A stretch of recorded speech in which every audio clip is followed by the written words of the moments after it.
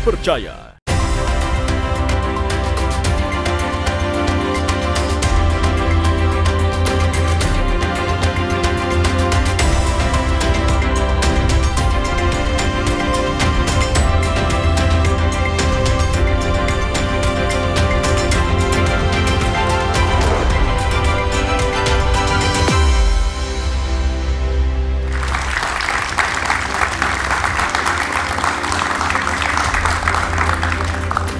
Hari ini, tepat 1 tahun pemerintahan Presiden Prabowo Subianto dan Wakil Presiden Gibran Rakabuming.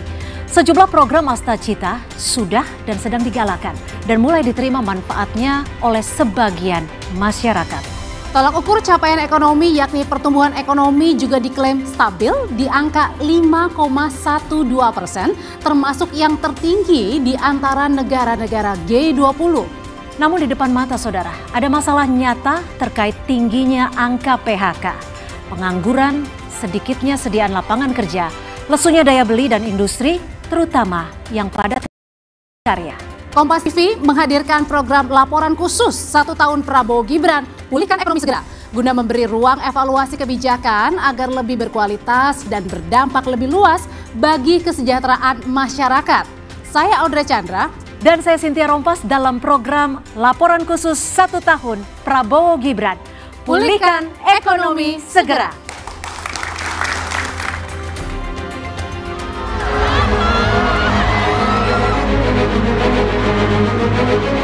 I think 8% is very achievable. It's very achievable. As I mentioned to you, for instance, even with this free meal program, we are creating directly 1.5 million jobs.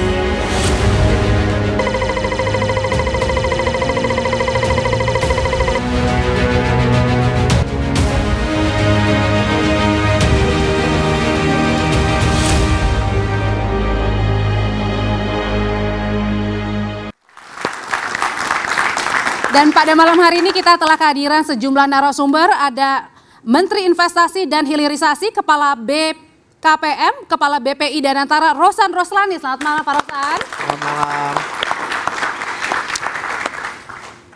Serta hadir Derajat Wibowo, Ekonom Senior. Selamat malam Mas Derajat.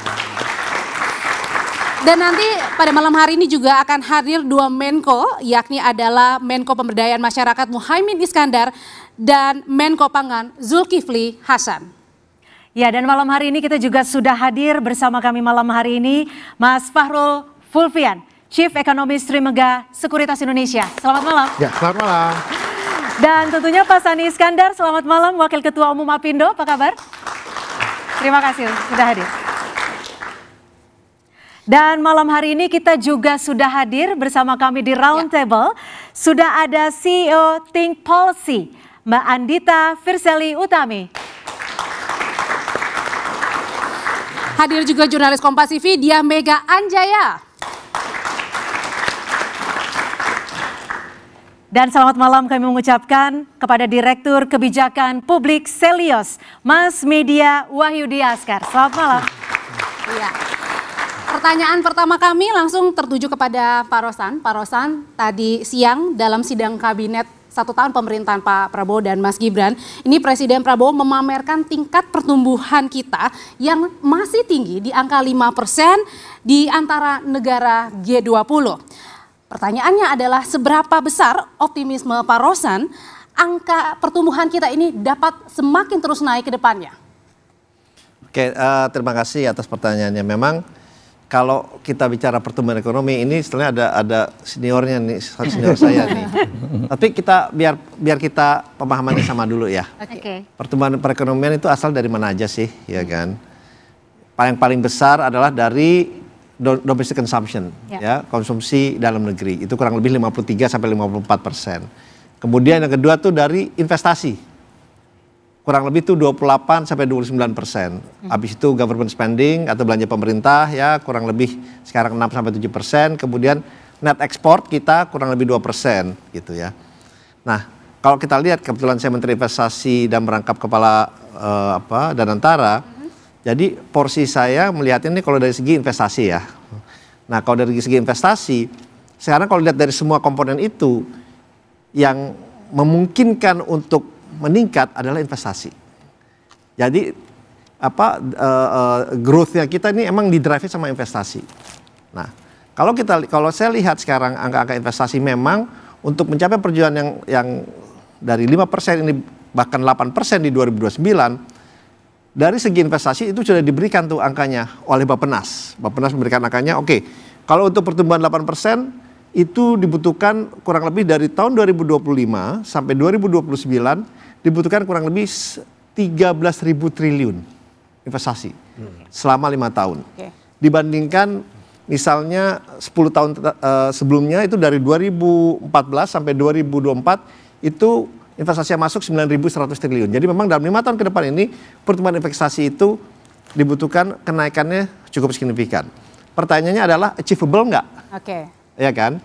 Nah, tapi kalau kita lihat dari realisasi investasi yang sudah masuk ke Indonesia pada tahun 2014, kemudian 2015 ini kebetulan kami pun dari Kementerian Investasi dan Hilirisasi ini baru rilis angka dari Jakarta dari Januari sampai September realisasi investasi. Dari target realisasi investasi yang dicanangkan oleh Bappenas kurang lebih 1.905 triliun, itu alhamdulillah sudah align pada kuartal ketiga ini, yang dimana kurang lebih kita sudah mencapai 1.434 triliun. Jadi kurang lebih 75,2%. Sehingga itu kalau dari segi investasi kita bisa menunjang pertumbuhan investasi ini, pertumbuhan ekonomi growth ini sampai nanti mencapainya sesuai dengan target 8% di tahun 2029. Nah tadi Pak Rosan dalam sidang gitu, Pak Prabowo tidak hanya berbicara soal tingkat pertumbuhan kita yang tinggi dibandingkan negara-negara G20. Tapi tadi Pak Prabowo juga menyatakan bahwa inflasi kita juga di bawah 2%. Belajarnya dari mana? Belajarnya dari Pak Presiden sebelumnya, Pak Jokowi. Kita lihat dulu ya informasinya seperti apa.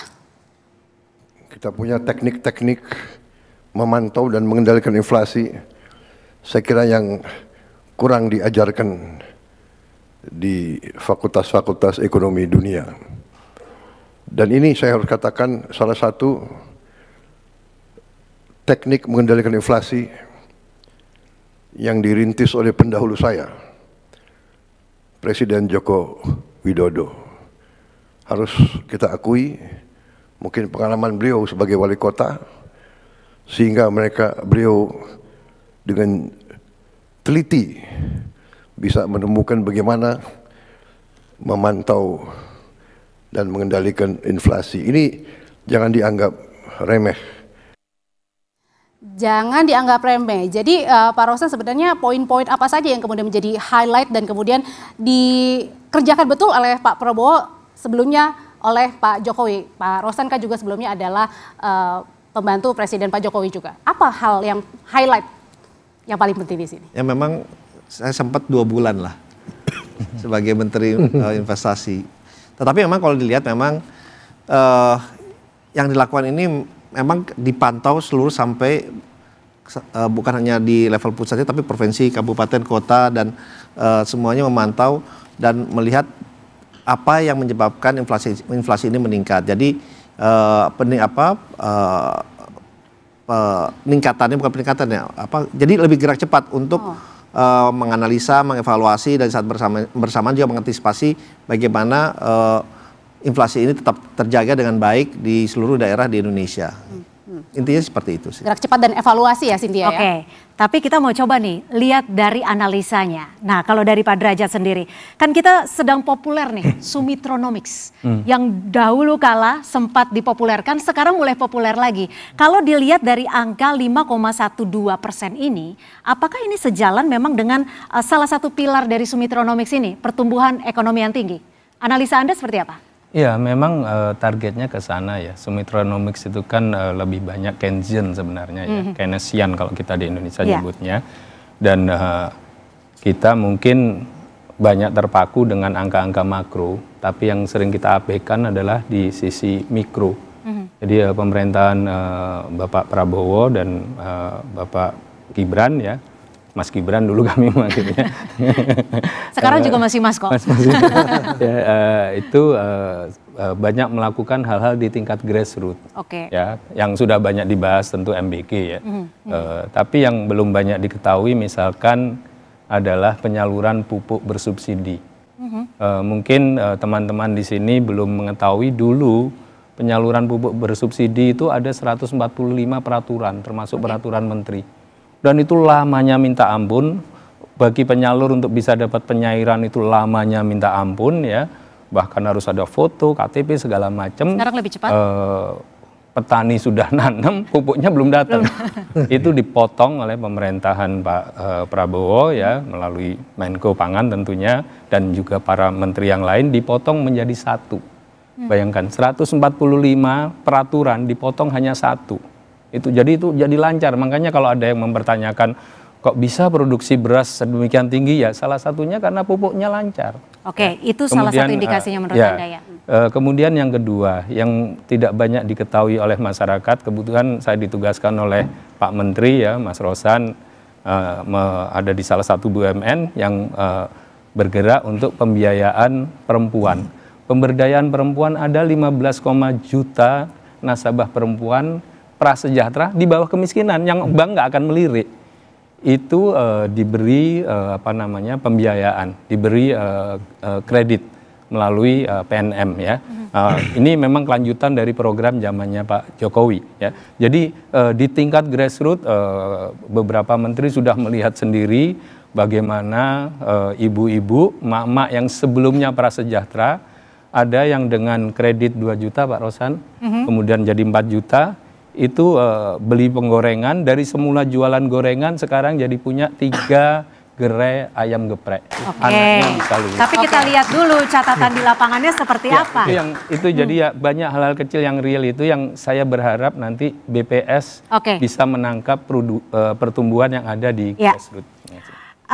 Mbak Afu, ada catatan di lapangannya seperti apa? Benar tidak sesuai dengan apa yang disampaikan Pak Rosan dan juga Pak Derajat?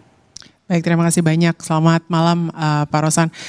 Mungkin mengomentari sedikit terkait dengan pertumbuhan ekonomi ini ya, angka 5% gitu. Karena ketika kita bahas sebuah angka indikator, tentu tadi yang kita sedang ukur itu apanya gitu. Jadi tadi disampaikan bahwa biasanya indikator pertumbuhan ekonomi ini kan mengukur di tingkat output ya. Jadi belanja pemerintah, konsumsi masyarakat, investasi dan sebagainya yang bisa jadi tidak mengcapture apakah pertumbuhan tersebut benar-benar dinikmati oleh berbagai lapisan kelas. Jadi itu pertanyaannya, apakah ini tumbuhnya terkonsentrasi di satu level saja, tapi sebenarnya di kelas pekerja, kelas yang lebih rentan dan sebagainya, sebenarnya kita rasakan secara real kondisi ini, nggak usah pakai angka indikator, kita cukup merasakan orang kehilangan pekerjaan, sulit mencari pekerjaan, dan seterusnya. Jadi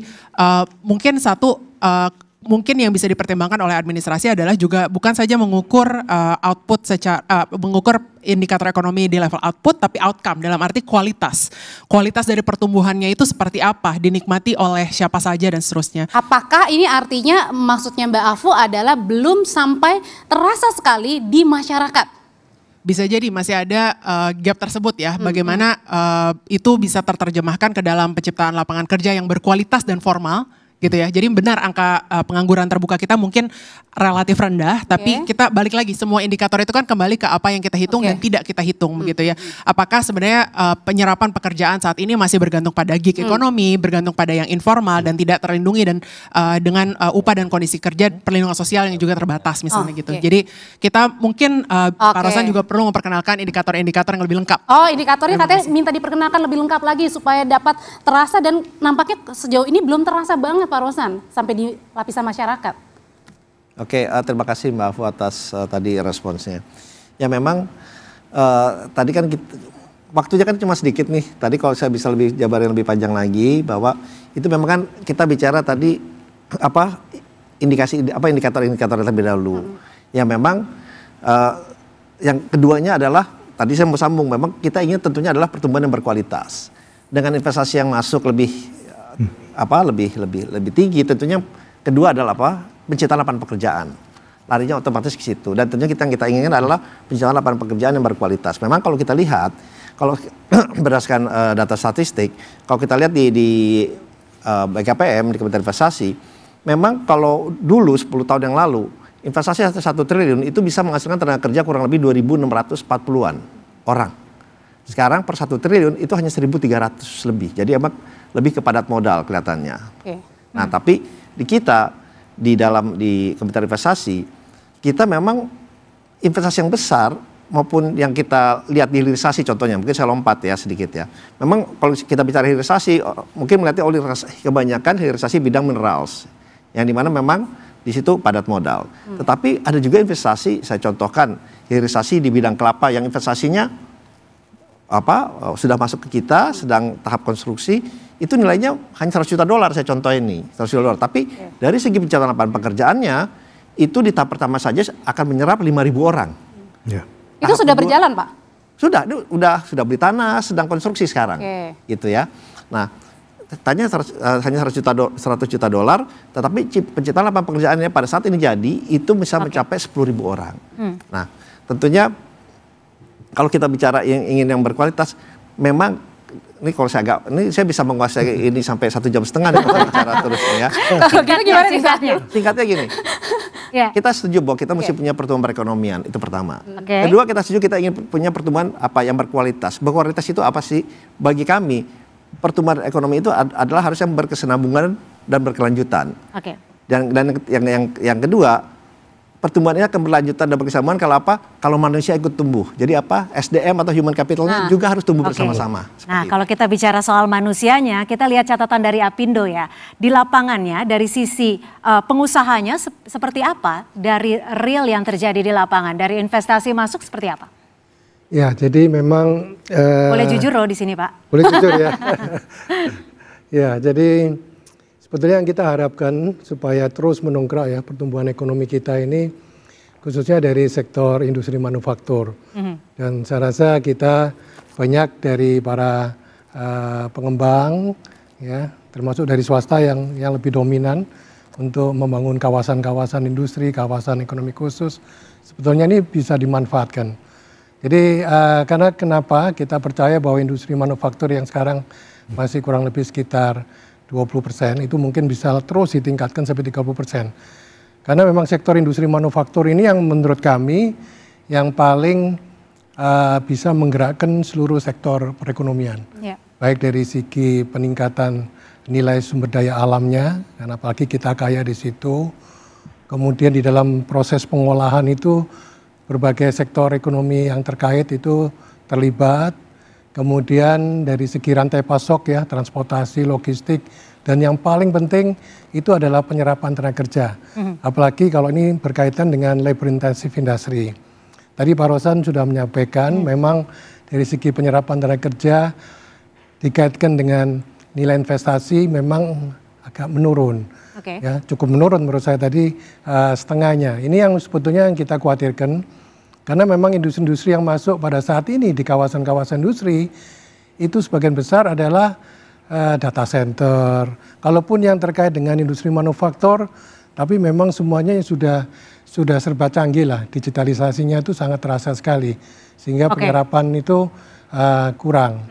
Ini yang sebetulnya menjadi perhatian kami. Bagaimana industri ini maksudnya padat karya ya? Kenapa? Padat karya ya? Padat karya khususnya, padat karya. Karena terus terang aja dari sisi padat karya ini kompetisinya itu sangat rentan sekali. Dalam arti apa yang diproduksi di Indonesia itu sangat mungkin sekali diproduksi juga di Myanmar, di Burma, di Laos, di Bangladesh. Jadi ini ambil contoh industri gitu ya? Garmen, tekstil, alas kaki dan sebagainya. Mas Media, kalau dari catatan Selios seperti apa sih Mas Media? Benar tidak apa yang tercatat di pemerintah 5,12% pertumbuhan ekonomi ini tercatat juga di lapangan berdasarkan Selios? Pertama kalau boleh menitipkan pesan, mungkin Pak Rosa dan Pak Derajat bisa sampaikan ke Pak Prabowo. Anggapan bahwa kita lebih tinggi daripada negara G20 untuk pertumbuhan ekonomi itu misleading. Nggak bisa Indonesia dibandingkan dengan negara G20 dalam hal pertumbuhan ekonomi. Kenapa Mas Media? Karena mereka sudah melewati fase pertumbuhan seperti Indonesia. mereka sudah di level titik kematangan produktivitas sehingga pertumbuhan ekonominya hanya 2-3%. Kalau mau fair, bandingkan dengan Vietnam. Vietnam itu di atas 6%. Filipina 5,9, Kamboja 5,6. Jadi saya kira lihat RPJMN kita masih jauh di bawah target begitu ya. Jadi saya kira ada banyak PR ke depan dan terkait pertumbuhan ekonomi saya sepakat tadi Mbak Afu sampaikan. Pertumbuhan ekonomi itu nggak bicara apapun terkait korupsi, ketimpangan ekonomi, termasuk juga akses terhadap layanan publik. Mungkin nggak negara pertumbuhan ekonomi tinggi, layanan publiknya buruk? Mungkin sekali. Itu kenapa saya lihat sekarang pertumbuhan ekonomi itu tidak sampai di meja masyarakat. Beras masih mahal sekarang, meskipun swasembada pangan. Ketimpangan makin parah. Tanah dimiliki 40% dari tanah-tanah bersertifikat hanya dimiliki oleh 60 keluarga di Indonesia. Artinya bicara soal Anda juga investasi ya, satu lagi mungkin soal investasi. Memang investasi kita naik cukup signifikan. Tapi kita perlu bicara soal eksploitasi dari buruh kita. Upah murah. Yang hari ini kita tahu banyak pekerja yang sulit sekali karena outsourcing. Gitu. Gimana Pak Rosan, kalau dari catatan Selyos tidak bisa dibandingkan karena tidak apple to apple, seperti itu ya, secara singkatnya ya? Oke, memang kalau kita bicarakan tadi, kita mesti lihat juga bahwa Indonesia ini kan memang bagian dari G20.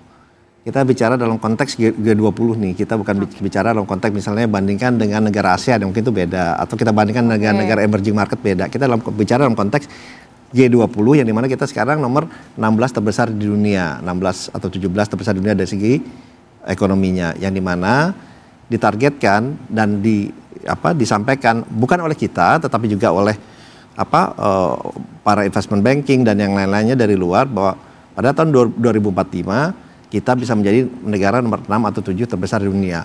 Tapi PR masih banyak, iya betul, PR banyak. Dan bagaimana sekarang kita mencoba mengadres homework kita, PR kita, agar kita benar-benar bisa mencapai pertumbuhan ekonomi nomor 6 atau 7 di tahun 2045. Seperti target Indonesia Emas 2045. Tapi PR banyak, kalau kita bicara satu-satu pasti ini akan lebih dari berapa jam gitu. Tapi terima kasih atas masukannya, tapi kita mungkin bicara dalam konteks G20 pada saat ini. Setelah ini kami juga akan membahas begitu ya, bukan hanya tadi soal ekonomi, tapi kemudian hal lainnya juga untuk menggerakkan pertumbuhan ekonomi adalah soal manufaktur yang tadi kalau kata Apindo mengatakan bahwa yang sebenarnya diinginkan adalah padat karya ya, bukan hanya sekedar padat modal. Seperti apa catatannya? Usai jeda tetap bersama kami.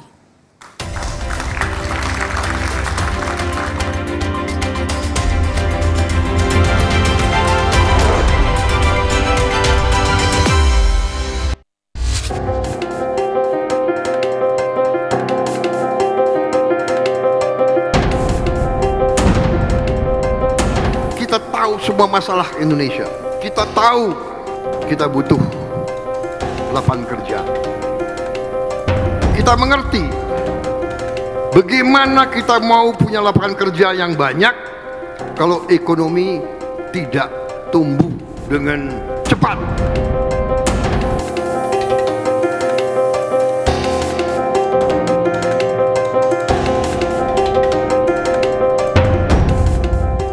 Prospek ekonomi kita nggak sejelek yang diceritakan orang-orang waktu itu. Kita akan tumbuh makin cepat dan makin cepat ke depannya. Jadi untuk Gen Z kayak saya, prospek ekonomi masa depan cerah.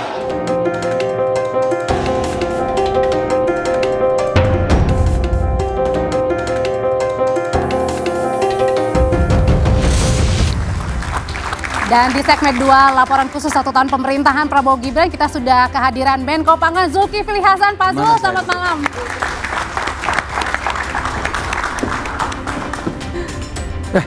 Apa kabar Pak Zul? Baik. Selamat malam Pak Zul. Terima kasih ya sudah datang. Langsung saja duduk, tidak apa-apa. Terima kasih. Oke, kita sudah memasuki segmen 2 di laporan khusus. Dan tentunya kalau tadi sudah disinggung sedikit soal manufaktur. Saya mempunyai catatan juga nih. Bagaimana kondisi yang sudah memasuki bulan Oktober, artinya kita sudah masuk ke kuartal keempat. Dan seperti apa manufaktur yang terjadi saat ini. Dan kalau ada catatannya, kabarnya memang kelas menengah turun ke kelas rentan miskin. Tekanan ekonomi sejak pandemi ini masih terus terjadi. Beban finansial, tambahan, serta industri tumbuh tapi kurang padat kerja. Nah, kalau dilihat catatannya nih, ada catatannya di layar kaca, ada seperti datanya. Bagaimana Pak Rosan melihat apakah memang pemerintah saat ini kurang perhatian kepada kelas menengah sehingga ada bagian dari kelas menengah yang turun ke kelas rentan miskin? Dari tadi nanya ke saya terus nih. Habis ini kita ke Pak Zulhas. Habis ini ke Pak Zulhas. Pak Rosan aja. Oke, tentunya kita lihat gini, ya. Tentunya kita memperhatikan semua lapisan, ya. Dari semua lapisan, mau dari yang kecil, menengah, besar, UMKM, semua pasti kita perhatikan, ya kan. Justru kita sebetulnya ingin meningkatkan daya beli kita dengan penguatan di segala sektor. Tetapi memang kenyataannya kelas menengah kita ini mengalami penurunan gitu ya. Okay. Ya kembali lagi. Catatannya berapa persen sih penurunannya? Catatannya mungkin kurang lebih lebih hafal dari Mas Derajat 5%. Ya kurang lebih sekitar 7 juta orang ya tadi. Ya sekitar 7 juta orang lah gitu. Dari kurang lebih penurunannya 7 juta orang di kelas menengah gitu. Pak Rosan, tapi kan juga salah satu Menq Purbaya mengatakan bahwa dan sudah dijalankan adalah menggelontorkan 200 triliun ke Bank Himbara ini ya. Tujuannya adalah untuk menyalurkan perkreditan supaya memajukan pertumbuhan kita. Apakah ini memang catatannya memang belum bergerak atau belum maksimal? Ya, memang itu kan salah satu inisiatif dari Pak Purbaya yang kita sambut baik lah gitu. Ya, tapi kan memang untuk menggelontorkan itu kan dari pihak perbankan pasti kan ada prosesnya, ya kan ada proses supaya memastikan juga pemberian pendanaannya ini atau pinjamannya ini berjalan sesuai dengan apa yang dicanangkan oleh target-target di perbankan itu sendiri gitu. Ya memang pasti kan ada proses biasanya untuk evaluasi segala macam 1 bulan dan kurang lebih 3 minggu sampai 1 bulan lah di perbankan, bisa 1 bulan lebih sedikit. Ya, tentunya ini memang diharapkan menambah likuiditas di perbankan gitu. Ya buat kami ini ya di perbankan memang dipacu untuk lebih bergerak lebih cepat lagi gitu ya. Okay. Tetapi dengan tetap mengutamakan asas kehati-hatian, memberikan pinjaman yang berkualitas ya untuk mendorong perekonomian yang punya dampak lebih besar terhadap seperti tadi manufacturing, yang penyerapan tenaga kerja lebih tinggi. Oleh sebab itu dampaknya pasti positif, tetapi memang prinsip kehati-hatian di perbankan kan juga selalu diutamakan ya. Nah Pak Menko, kalau dilihat dari apa yang terjadi saat ini, kalau tadi catatannya 7 juta ya yang menurun ke kelas rentan miskin. Apa yang sudah dilakukan mungkin dari sektor pangan yang bisa dilakukan agar kelas menengah ini bisa stabil lagi?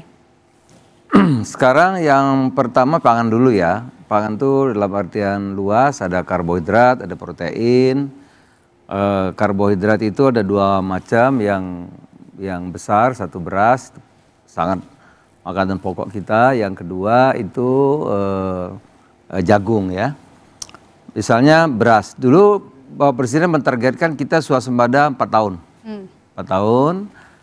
Nah tahun lalu nih, saya mantan Menteri Perdagangan, jadi hafal ya kan.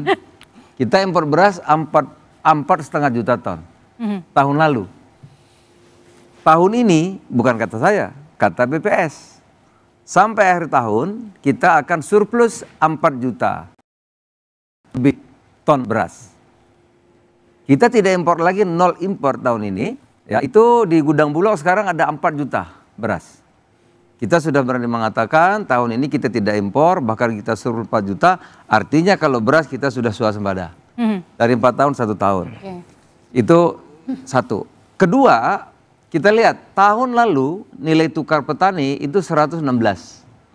Tadi saya tanya berapa? 124. Berarti ada peningkatan yang sangat signifikan. Karena apa? Saat ada 2. Pertama, produktivitasnya petani kita meningkat kira-kira 13-14% dibanding tahun lalu. Jadi produksinya naik 13-14%, jagung 9% meningkat. Harganya juga dibeli dengan harga yang naik. Ya. Misalnya tuh gabah dibeli dari 6.000, 6.500, sekarang bahkan 6.500 sampai 7.000. Jagung dari 5.000 sekarang 5,5 sampai 6,5. Okay. Sehingga sekarang orang mulai Kalau petani itu punya untung, dia akan naik, ya. Jadi petani 100% dia akan menjadi UMKM, ya. Dagang mungkin nambah istrinya, usahanya telur, ya, dan seterusnya. Itu baru dari beras dan jagung, ya. Apalagi sekarang ada MBG, makanan bergizi. Ini satu kebijakan yang sangat mendasar, besar size-nya, bahkan terbesar di dunia. Nggak ada yang kasih makan 82,9 juta. Di seluruh dunia nggak ada. Cuma ada di Indonesia. Tentu karena besar size-nya, berdampak luas, tentu tidak mudah. Tidak mudah. Kita tidak ingin ada yang keracunan. Bukan soal angka. Satu pun anak kita nggak boleh terjadi. Oleh karena itu kita evaluasi terus menerus untuk melakukan perbaikan. Saya baru terima Kepres 3 hari yang lalu sebagai ketua tim untuk melakukan koordinasi, nanti dibagi MBG itu, ada penyelenggara, itu Pak Dadan memimpin. Nanti kalau penyelenggaraannya belum bagus, ya tentu nanti akan sempurnakan, ada 3.000 satu dapur. Artinya memang kebijakan dan stimulan tetap terus dilakukan oleh pemerintah. Tapi kita masih masih bisa saya selesaikan dulu? Boleh, silakan. Ya. Nah, sebetulnya banyak saya jelaskan, tapi ini karena sudah dipotong, saya singkat saja. Dampaknya makan bergizi itu, ya, dampaknya, kalau 82,9 juta itu sudah penerima manfaat, kalau kita butuh 1 telur saja satu hari, maka kita perlu 82,9 juta telur satu hari. Bayangkan itu nanti peternak, penggemuk ayam, ya kan, petelur itu akan bergerak. Kalau kita perlu daging ayam 1 potong, maka kita akan perlu 82,9 juta potong. Tapi tahan dulu sampai di situ, nanti MBG karena kita punya satu segmen khusus untuk bahas MBG. Tapi kita masih coba mencatat dari sisi manufaktur. Ini kan kalau dilihat banyak kebijakan, banyak stimulan yang dilakukan pemerintah. Intinya adalah untuk meningkatkan kesejahteraan masyarakat. Tujuannya baik. Tapi kalau dilihat dari catatan Mas Farul sendiri, sentimen publiknya seperti apa, Mas Farul? Iya, pada dasarnya memang kebijakan yang baik itu juga dibutuhkan sebuah komunikasi yang kuat pula. Nah, kita harus akui kemarin mungkin di awal-awal pelaksanaannya, program hasil terbaik cepat itu mungkin ada sedikit miss di komunikasinya. Ini yang harus kita perbaiki. Nah, seperti tadi kalau kita bahas ya, kalau kita lihat ada cerita keracunan, itu kan secara statistik itu sangat sedikit. Tapi memang itu adalah hal yang harus seperti Pak Prabowo bilang, harus zero defect ya, harus zero defect, tidak ada yang keracunan. Ini yang sebenarnya harus lebih intens dikomunikasikan kepada masyarakat. Karena sebagian besar orang ini pada bingung sampai hari ini.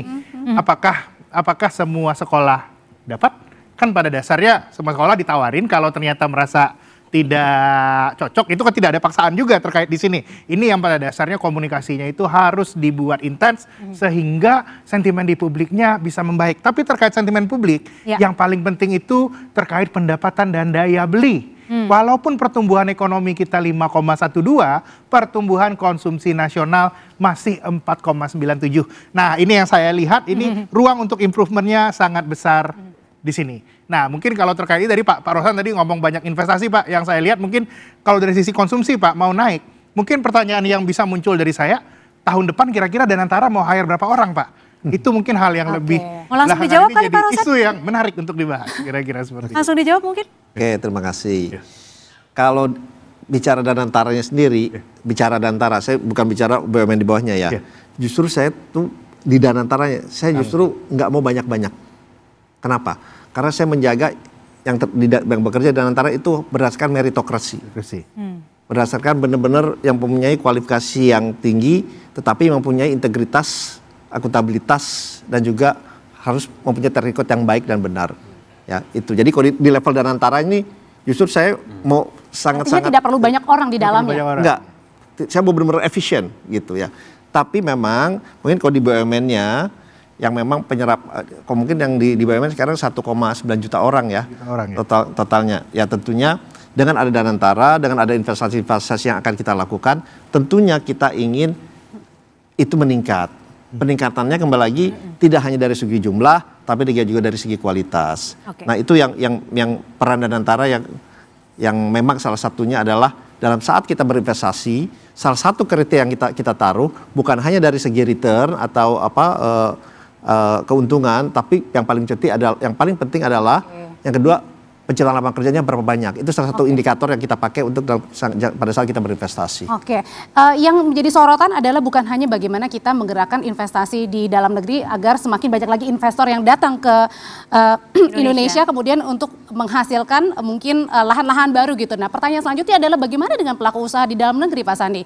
Karena banyak sekali di awal tahun saja kita tahu ada terjadi PHK di mana-mana, pengangguran di mana-mana, pabrik banyak yang tutup. Ya, tentunya ada beberapa kendala dan itu yang menjadi harapan kita semuanya, yaitu mungkin dalam satu kata itu kita sangat mendambakan adanya kepastian. Jadi kepastian ada beberapa, yang pertama dari segi masalah kebijakan-kebijakan, ya, kita harapkan konsisten, tidak tumpang tindih, ya, antar kementerian lembaga, pusat daerah dan sebagainya, itu klasik lah. Tapi mungkin saya langsung bicara hal-hal yang langsung contohnya lah. Ya, jadi terima kasih sebelumnya juga Pak Rosan, PP 28 dan turunannya ya, Permen Investasi sudah keluar, itu sangat membantu kita Pak. Kembali lagi ke kemudahan investasi langsung konstruksi yang dulu sudah pernah berhasil. Dan ada service level agreement yang kita harapkan sehingga seluruh perizinan itu bisa ada target waktunya selesai kapan. Karena sekali lagi, saya ambil contoh misalkan ada beberapa yang menurut kami yang sudah sangat kelewatan. Mohon maaf saya pakai kata seperti itu. Apa contohnya? Contohnya misalkan di masalah-masalah tata ruang dan pertanahan. Jadi atas nama ketahanan pangan itu lahan-lahan yang sudah peruntukannya ditentukan untuk kepentingan industri sudah masuk disahkan di dalam rencana tata ruang wilayah, sudah keluar izin lokasinya, sudah dibebaskan. Ini belakangan ini kemudian kena dalam tanda kutip potong dengan yang namanya lahan sawah dilindungi, lahan pertanian pangan berkelanjutan, yang kemudian itu betul-betul para pengembang, dan ini mungkin ada satu industri otomotif yang sangat besar sekali yang baru masuk juga ketar-ketir juga gitu loh. Ini nggak boleh terjadi, karena kalau itu betul-betul terjadi, wah ini betul-betul. Berapa titik yang terjadi dari catatan Apindo? Ada beberapa dan memang ada 8 provinsi yang waktu itu ditetapkan ya. Dan ini yang betul-betul kita khawatir ya. Karena ya sekali lagi kepastian itu akan sulit. Yang namanya sertifikat tanah sudah dikeluarkan oleh BPN, sudah dipecah atas nama investor. Itu pun juga di dalam proses untuk perpanjangan di BPN ternyata masih ditahan. Karena memang ada masalah itu. Oke, itu diambil alih oleh? Kenapa? Diambil alihnya oleh? Mohon maaf, jadi ya Kementerian Kehutanan, Pertanian dan segala macam. Karena apa? Mungkin mereka nggak salah juga. Itu yang kita dambakan yang namanya one map policy, kebijakan satu peta nasional itu belum terwujud. Sehingga mungkin di satu sisi BPN sudah bisa mengesahkan tata ruang, menurut versinya dia, menurut kami harusnya ini versi nasional. Kami tangkap. Sudah keluar HGB, sudah dipecahkan atas nama investor asing apalagi, tapi tetap dari kementerian yang lain merasa enggak, itu petanya masih masuk kita punya. Jadi hal-hal yang seperti itu, itu yang mungkin sangat krusial menurut kami.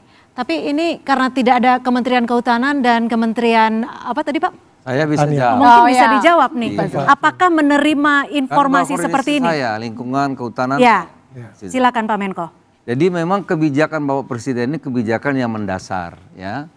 Kita 28 tahun ini kan pasar bebas, ya.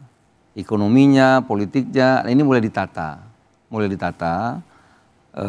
sebagaimana cita-cita Indonesia merdeka, ekonomi Pancasila, kebersamaan, gotong royong, ya. Kerakyatan, kira-kira gitu. Oleh karena itu dalam penataan itu tentu ada bersinggungan-bersinggungan ini seperti tambang misalnya, ya. Ada juga yang perkebunan sawit sedang ditertibkan, ya kan. Tentu ada yang semua salah mungkin, ada juga yang mungkin separuh salah, ada juga mungkin yang nggak salah terkena. Maaf saya potong Pak Zulhas. Artinya ini sesuai dengan plan yang direncanakan pemerintah. Apa yang terjadi di lapangan? Seperti yang bisa saja ada dampak, ya, ada dampak seperti makanan tadi itu kan. Kita kan tidak ingin ada risiko. Tapi dari satu kebijakan yang luas yang mendasar, biasanya itu ada dampak. Tentu nanti bisa komplain kan. Ya. Bisa disampaikan. Ini juga udah ketemu saya kok. Oke, langsung ya. Oke. Baik, Iya, kalau jadi kita setitik bukan berarti semua salah kan. Ya, ya. Bisa Kalau- saya tambahkan? Silakan singkat saja. Jadi Nanti tahan dulu Mas Derajat ya. Oke. Tapi kita mau lihat dulu sebenarnya catatan dari jurnalis atau Kompas TV begitu ya. Ya. Ini sebenarnya catatannya bagaimana sih selama 1 tahun pemerintah Pak Prabowo. Tadi kita sudah ngomongin Mbak Mega soal investasi, terutama manufaktur yang saat ini sedang kita bincangkan. Baik, sebenarnya ada 2 catatan langsung untuk Pak Rosan dan Pak Zulhas juga. Oke. Yang pertama Pak Rosan tentang iklim investasi di Indonesia. Ya oke, datanya memang naik dibandingkan triwulan sebelumnya Pak Rosan. Tetapi tetapi kalau kita melihat investasi asing Pak, itu juga naik dibandingkan kuartal sebelumnya. Namun kalau kita tarik 1 tahun belakangan Pak, investasi asing kita turun. Pertanyaannya, kenapa asing sampai seolah enggan berinvestasi ataukah kita memang tidak bersahabat lagi dengan asing? Saya ambil contoh Pak, yang belum lama terjadi adalah kelangkaan bensin di SPBU swasta. Ya kan? Itu juga menyangkut masalah iklim investasi, bagaimana ke depannya. Tapi itu baru sedikit catatan saya Pak. Catatan saya yang paling banyak tentang iklim investasi, baik PMI kita memang levelnya masih ekspansif Pak. Tetapi satu catatannya penyerapan tenaga kerjanya dibandingkan dengan beberapa tahun sebelumnya turunnya signifikan. Pak Rosan tadi bilang 2.500 turun menjadi 1.300 karena banyak yang padat modal. Itu adalah catatan yang harus Bapak, ayolah Pak cepat dibenahi. Karena begini, kami di redaksi membacanya baik Kementerian Investasi, BKPM maupun Danantara, keduanya itu seakan lebih banyak mempromosikan proyek-proyek investasi baru. Saya menyambung Pak Sani, sedangkan bisnis-bisnis existing kok seakan tidak ada dukungan. Insentifnya bla bla bla lain Pak Sani merasakan sendiri tadi. Oke, karena waktunya singkat, saya pindah ke Pak Zulhas. Pak, ekonomi 5,12%. Sebentar Mbak Mega, ini soal investasi dulu ya. Tadi pertanyaan ke Pak Rosan, nanti habis itu ke Pak Zulhas ya, masih banyak soalnya. Yang pertama tadi Pak, yang dipertanyakan adalah soal kelangkaan BBM begitu, yang kemudian ini nampaknya juga tidak, ya kita harus pro ke investasi investor dalam negeri, tapi juga bagaimana dengan investasi asing, apakah alergi atau tidak. Yang kedua adalah tadi soal PMI manufaktur juga naik. Kecenderungannya begini Pak, kami membacanya padat modal sekarang, tapi begini seolah-olah ini Bapak ingin ada industri baru, tapi industri yang lama dibiarkan mati seperti itu. Sudah ditangkap, silakan Pak Rosan. Terima kasih. Ini, saya jawab dulu yang pertama tadi yang disampaikan adalah mengenai investasi. Kalau kita lihat dari tahun ke tahun itu kan memang meningkat investasi asing ya, saya bicara ya. Memang kalau kita lihat kontribusinya investasi asing dan PMDN pada kuartal ketiga ini memang kurang lebih yang asingnya itu 45%, lokalnya itu 55% kurang lebih. Tadi kalau dibilang turun dibandingkan tahun sebelumnya, turunnya itu memang betul tapi cuma 1%. Turunnya itu 1%. Jadi angkanya kurang lebih tuh 644 triliun. Yang tahun sebelumnya tuh 646, jadi bedanya itu hanya 1%. Tetapi kita melihat justru yang dalam negerinya meningkat kok gitu ya. Tapi ini kan kuartal ketiga. Nah ini biasanya pada kuartal keempat itu angkanya berdasarkan data historis itu biasanya penanaman modal asing akan meningkat ya. Jadi karena ini kan baru tiga kuartal.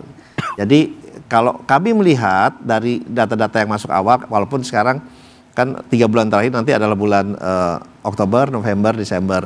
Kita melihat sih nanti dalam 1 tahun penuh dibandingkan tahun sebelumnya trennya tetap akan meningkat. Itu yang pertama ya.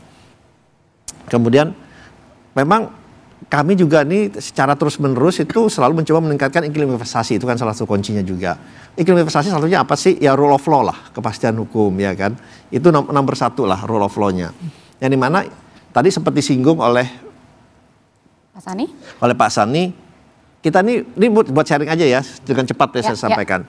Ini nih kita baru saja mengeluarkan pemerintah tuh PP 28 ya. Dan yang dimana sekarang dari Kementerian Investasi kita berinisiatif, kita majukan ke Bapak Presiden tadinya sekarang 18 kementerian dan lembaga itu perizinannya terintegrasi sekarang di kementerian kami. Kalau dulu ada yang namanya tadi sebut service level agreement, di mana misalnya contohnya itu pintunya masuk ke alamat kami, memang betul. Tapi diverifikasi oleh kementerian terkait. Misalnya kementerian, 18 kementerian. Nah, di situ kita ada perjanjian tuh, ini biar semuanya paham dulu nih. Misalnya 10 hari harus kembali ke kami gitu ya. Tetapi dalam catatannya benar, lebih dari 10 hari, bisa sebulan, bisa 2 bulan, bisa 6 bulan, bisa setahun. Bahkan lebih dari setahun. Tapi sekarang dengan ada perjanjian baru, dengan ada PP nomor 28 itu, apabila dalam waktu 10 hari kementerian terkait tidak kembali ke saya, otomatis saya keluarkan izinnya. Itu namanya fiktif positif, dan itu baru berlaku bulan Oktober kemarin, dan saya sudah mengeluarkan 132 berdasarkan aturan PP 28 untuk perizinan karena kita ingin memberikan kepastian hukum, ketepatan waktu, dan juga meningkatkan iklim investasi. Terima kasih. Dan tentunya yang menjadi sorotan kita dan akan kita bahas di segmen selanjutnya adalah terkait dengan daya beli masyarakat yang rendah dan situasi ekonomi global yang membuat sektor industri juga tidak bergairah. Tapi yang juga menjadi catatan kita di sini yang sudah tidak sabar kita bahas tadi adalah makan bergizi gratis. Sudah ada Menko Pangannya, kita kembali usai jeda.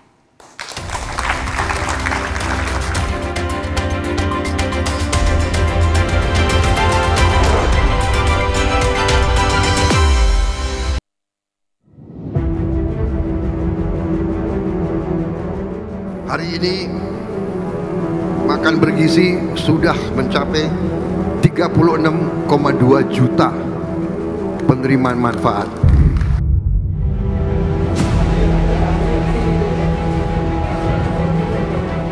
Jadi kalau diambil statistik adalah 0,0007 atau 0,0008. Artinya program ini 99,99% berhasil.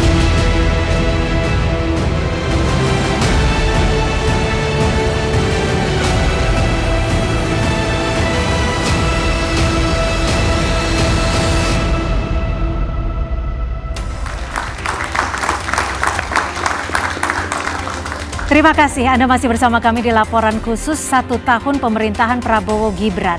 Yang menjadi program andalan dari Presiden Prabowo adalah makan bergizi gratis. Catatannya menurut Presiden 36,2 juta penerima manfaat MBG. Namun ada catatan pula bahwa 70 triliun anggaran MBG tahun ini tidak terserap. Sudah ada Pak Menko di samping saya. Apa yang menjadi, apakah catatan 70 triliun anggaran MBG ini benar tidak terserap? Dan apa yang menjadi penyebabnya Pak Menko? Tadi saya di pengantar sudah menyampaikan ini sesuatu yang mendasar, besar, berdampak luas, tentu tidak mudah. Ya. Kan harus ada reformasi di bidangnya, kemudian masih banyak agen-agen perubahannya, organisasinya masih ditata, tentu perlu waktu. Oleh karena itu tahun ini target 82,9 juta dengan 33 SPPG atau dapur. Sekarang tadi Bapak Presiden sudah menyampaikan baru 36 juta lebih dengan SPPG-nya 12.000 sekian ya. Kemungkinan untuk mencapai 82,9 itu tentu perlu waktu tambahan. Saya perkirakan sampai Maret tahun depan. Oleh karena itu tahun depan 335 triliun anggarannya. Tahun ini dari 71 ditambah lagi 100 sekian, tapi yang 70 diperkirakan tidak akan mampu dibelanjakan karena tadi ini suatu yang luar biasa. Ini pun baru 36,2 ya. Kita masih ada waktu 2 bulan lebih lagi. Kira-kira itu anunya ya. Oke, yang menjadi target dari pemerintah adalah pada bulan Maret 2026 ada 82,9 juta penerima manfaat makan bergizi gratis. Tapi yang menjadi catatannya adalah ketika dalam 1 tahun belakangan ini kita menerima ada sejumlah siswa yang keracunan, Bapak. Apakah di target Maret 2026 ini sudah bisa terrealisasi tanpa ada satupun masyarakat Indonesia yang terdampak negatif dalam hal ini keracunan? Mungkin dari Selios bisa menjawabnya. keracunan adalah masalah di hilir ya. Problem dari MBG ini adalah masalah di hulunya, tata kelolanya. Dari mulai bagaimana program itu dimulai, siapa pelaksananya, SPPG-nya siapa, ahli nutrisinya siapa. Jadi kritik paling signifikan dari masyarakat, dari publik adalah soal tata kelola MBG ini. Itu satu, itu harus diperbaiki. Yang kedua, saya kira tidak relevan menggunakan berapa jumlah penerima sebagai estimasi, evaluasi bahwa program ini positif. Karena kita harus jelas bahwa kalau memang ini stuntingnya turun berapa persen. Tapi tunggu, kalau bicara program positif, tujuannya kan baik. Kita ingin meningkatkan gizi anak-anak Indonesia. Saya setuju. Program meningkatkan gizi adalah kewajiban negara. Tapi satu hal adalah kita memastikan bagaimana uang ini sampai ke masyarakat. Itu satu hal. Dan yang kedua, ini bukan program makan gratis sebetulnya. Ini adalah program dibayar oleh uang rakyat yang kemudian kita harus pastikan sampai ke piring dan kemudian masuk ke tubuh anak-anak kita dengan bergizi begitu ya. Nah sekarang saya kira ada problem signifikan dari bagaimana program ini disalurkan. Dan kalau kita lihat, kita tanya ya, ini studi yang kami lakukan. Kalau ibu-ibu ditawarkan 5 opsi, apakah mereka lebih memilih cash, pendidikan gratis, bantuan kesehatan orang tua dan anak, dan subsidi untuk kebutuhan sekolah? MBG itu ada di peringkat keempat. Masyarakat lebih butuh cash supaya orang tua bisa membelanjakan uangnya untuk makanan anak-anaknya. Jadi yang paling Tapi tahu. jika diberikan cash, Ya. apakah betul diberikan makan atau belanja makan bergizi gratis? Apakah tidak ada potensi untuk dibelikan kebutuhan lain? Problem dari negara adalah terlalu suuzon pada masyarakat. Jangan bilang bahwa masyarakat bawah itu tidak bisa mengelola uangnya. Ditahan. Mereka sangat-sangat pintar mengelola uangnya. Oke, silakan Pak Menko, boleh dijawab. Ya, semua sudah melalui kajian, semua ada pilihan-pilihan dan pemerintah sudah memutuskan pilihannya, caranya dengan seperti ini yang kita lakukan. Karena banyak pertimbangan-pertimbangan dan ini kan bukan baru, sudah hampir setahun lebih sebelum dipraktekkan sudah ada kajian-kajian. Yang tadi seperti yang disampaikan itu juga dulu pertimbangan-pertimbangan. Tapi ini sudah diputuskan melalui diskusi yang panjang, ini yang terbaik gitu. Nah oleh karena itu tadi saya menyampaikan baru 3-4 hari ini saya diminta untuk menjadi ketua tim untuk koordinasi. Kalau tadi 100% badan yang melaksanakan, ini kita bagi ada penyelenggaraan. Penyelenggaraan nanti dipimpin Pak Dadan, ya. Apakah di situ nanti sudah sempurna atau belum tentu kita evaluasi.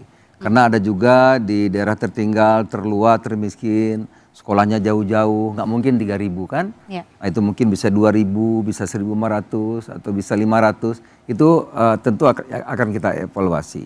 Yang kedua tadi pengawasannya. Tadi Bapak Presiden kan pidatonya panjang, cuman dicuplik sedikit. Nanti bisa salah paham tuh atau pahamnya salah kan? Karena Bapak Presiden bukan soal angka berapapun, Bapak Presiden kita tidak ingin anak-anak Indonesia keracunan. Oleh karena itu ini akan disempurnakan terus. Maka nanti ada pengawasan.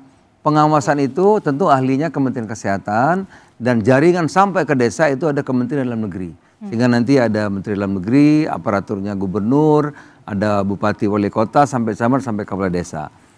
Sementara soal keracunan nanti ada puskesmas, ada dinas kesehatan. Ya ini nanti semua akan satu tim dalam bidang pengawasan. Kemudian tadi tata kelola. Tata kelolanya memang ya kita akui karena ini badan baru. Ya, reformasi tentu perlu organisasi yang bagus, perlu disempurnakan kan. Perlu agen-agen perubahan yang satu visi, satu perjuangan, satu tertib lah ya. Nah, oleh karena itu nanti tata kelola sekarang sedang dirumuskan. Setelah ada tim koordinasi, saya akan memimpin koordinasi untuk melahirkan satu tata kelola nanti bersama Seknek dan Sekap agar tata kelola ini betul-betul sesuai dengan apa yang kita harapkan. Melihat pengalaman beberapa saat ini yang kita rasakan. Oke. Berhubungan dengan tata kelola sendiri, Mas Derajat, sebenarnya ada nggak sih tata kelola ini juga dihubungkan dengan anggaran begitu? Karena kan ada 70 triliun yang akhirnya anggaran MBG ini diserahkan lagi, dikembalikan lagi oleh Kepala BGN karena tidak terserap. Ini kira-kira kenapa? Padahal kan seharusnya kata Pak Prabowo bilang biasanya ini masing-masing anggaran kementerian lembaga dihabiskan begitu. Tapi ini justru sebaliknya balikan? Ya inilah kalau persepsinya sudah terburu negatif sebelumnya ya, dihabiskan disalahkan, dikembalikan disalahkan. Ya, dikembalikan karena memang melihat kenyataan di lapangan ada beberapa tata kelola yang perlu diperbaiki. Pak Menko sekarang ditugaskan mengkoordinasikan itu semua. Jadi ya wajar kembalikan karena dibutuhkan di tempat lain. Tapi satu hal kunci ya tadi Mbak Afu menyatakan ini perlu di grassroots. Mungkin satu saat Mbak Afu akan saya ajak ketemu ibu-ibu yang sangat produktif sekali. Nah, mindset kita harus kita rubah. Jangan kita hanya berpikir adik-adik ini yang adik-adik anak-anakku ini semua ya, hanya jangan berpikir menjadi pekerja. Jadi lapangan pekerjaan jangan hanya diciptakan oleh perusahaan saja. Mereka bisa menjadi pencipta lapangan kerja kok. Dan saya melihat sendiri, saya jalan sendiri, saya baru pulang dari 8 kota ya, melihat sendiri bagaimana ekonomi rakyat di bawah itu bergerak, hanya kita perlu membantu dan itu satu reformasi, satu perubahan yang dilakukan Pak Prabowo. Nah, satu hal kunci lagi ya, bahwa Presiden dan Wapres dengan para Menko dan para Menteri itu sekarang melakukan perombakan yang mendasar yang seperti disampaikan oleh Pak Zul tadi. Ibaratnya presiden itu melakukan disrupsi, mungkin bisa dikatakan begitu. Karena apa? Karena banyak tata kelola, banyak presiden kan sering mengatakan bocor. Presiden sering mengatakan jangan rakus dan sebagainya. Banyak hal-hal yang tidak benar yang kita lakukan di masa lalu. Kita tidak menyalahkan siapa-siapa, tapi kita tahu KKN begitu luar biasanya segala macam. Nah, jadi ketika perombakan itu dijalankan, bahwa pada saat itu ada efek negatif, itu wajar. Sama seperti ketika kita sedang membongkar jalan, bikin jalan, ada yang macet, ya wajar gitu loh. Karena selama pembangunan jalan itu macet, tapi setelah jalan itu jadi, itu akan lancar. Jadi setelah perombakan yang dilakukan oleh Presiden ini berjalan, insya Allah nanti akan lempeng. Orang nggak akan lagi bisnis kong kali kong. Oke, jadi artinya jangan terburu-buru menilai begitu ya Mas? Iya. Dan saya bisa bicara dampaknya ya. Karena programnya itu kebijakan Bapak Presiden itu mendasar dan terkait satu dengan yang lain. Negara harus kuat, maka lahirlah Danantara. Anak-anak kita kalau mau bersaing dengan dunia harus gizi cukup, badan kuat, otak cerdas, kan gitu. Nggak mungkin dengan IQ kita 80 kita bisa bersaing, maka gizi. Kalau gizi harus cukup, 82,9 harus kita berikan gizi yang cukup, maka kita harus swasembada pangan. Ya, pangan dalam artian luas. Nah, kalau kita sudah swasembada pangan itu ada karbohidrat, ada protein, kita akan bikin desa nelayan sampai 2.000, akan bangun 20.000 hektar nanti tambak di sini, belikan tangkap, termasuk garam dan seterusnya. Itu akan selain terkait. Nah, kalau itu sudah apa? Ekonomi harus bergerak dari desa. Maka lahirlah Kopdes. Koperasi Desa Merah Putih, Koperasi Kelurahan Merah Putih. Sekarang anggaran, bayangkan sekarang anggaran itu hampir 1.400 triliun kurang sedikit itu langsung kepada rakyat. Tapi ini benar di 81.000 desa nih, Kopdes 81.000, 70.000 desa, sisanya 10.000-an kelurahan. Ya, ada 240 triliun nanti untuk Koperasi Desa Merah Putih untuk memotong rantai pasok yang panjang, untuk mengikis tengkulak-tengkulak yang ada di desa, untuk memotong rentenir-rentenir, itu tentu perlu kerja. Artinya Pak Zulhas ini adalah sebenarnya saling keterkaitan begitu ya, tapi kemudian jangan sekarang bayangkan, tadi saya mengatakan nanti orang akan tumbuh pengusaha-pengusaha sayur, pengusaha ikan, pengusaha ayam, ya kan, cabai dan lain sebagainya. Belum nanti kalau sekarang lagi dikaji, tapi yang baru bicara Pak Bahlil ya.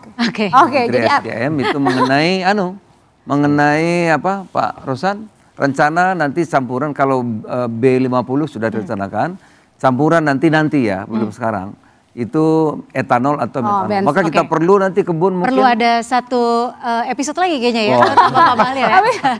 Berarti artinya Mbak Afu kata kita ini masa depan kalau menurut saya lihat yang kita kerjakan ini, kata orang bilang mana mungkin sih tumbuh 6%. Nah, kita 4 tahun setahun bisa swasembada pangan. Jadi artinya ini adalah. Jadi kalau 6%, 7% insya Allah bisa. Amin, kita tepuk tangan dulu. Kalau memang cita-citanya baik adalah untuk kesejahteraan masyarakat. Seperti itu ya udah ya. Ya harus rakyat, kalau enggak untuk siapa dong? Dan jangan juga katanya Mbak Afu meminta publik jangan terburu-buru juga nih untuk memberikan penilaian.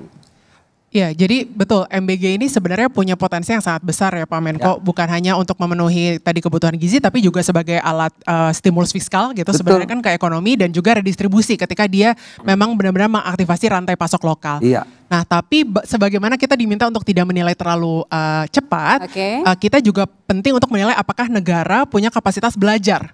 Jadi betul ketika dimulai MBG kan sudah 1 tahun lebih yang lalu begitu kan, ketika tadi Pak Menko sampaikan ada keputusan-keputusan pertimbangan yang diambil di titik itu, tapi dari titik itu sampai hari ini kan sudah 1 tahun kita belajar banyak hal begitu ya Pak Menko. Jadi kalau di kebijakan publik mungkin kita bilangnya state capacity gitu kan, untuk belajar untuk melakukan iterasi terhadap apa yang data-data baru di lapangan. Nah artinya mungkin dalam konteks tata kelola, arsitektur tata kelola, dalam konteks standarisasi kebersihan, dalam konteks operasionalisasi siapa pelaksananya, itu ada banyak aspek yang sekarang kita sudah lebih belajar dan pertanyaannya apakah kepala negara maupun ya pelaksananya gitu ya mau belajar dan benar-benar mendengarkan input dari berbagai ahli berdasarkan data di lapangan. Tapi Anda optimis ketika target dari Pak Menko adalah 82,9 juta di Maret 2026 MBG ini bisa berjalan tanpa kendala ya Pak? Saya kira sebagaimana pendekatan inovasi dan iterasi tadi, harusnya di titik ini kita jangan khawatir apakah skala besarnya tercapai. Harusnya di titik ini kita pastikan pada skala kecil, bahkan kalau dalam konteks inovasi kan kita pilot dulu biasanya. Di prioritas, misalnya di provinsi prioritas atau di lokasi-lokasi prioritas, kita bisa menjalankan dengan standar yang baik gitu, standar yang benar-benar tinggi, baru kemudian dari tahun ke tahun kita mengembangkan lebih lanjut. Jadi justru pendekatannya bukan skala di hari ini, skala itu di tahun keempat. Dan itu memang betul, harus begitu.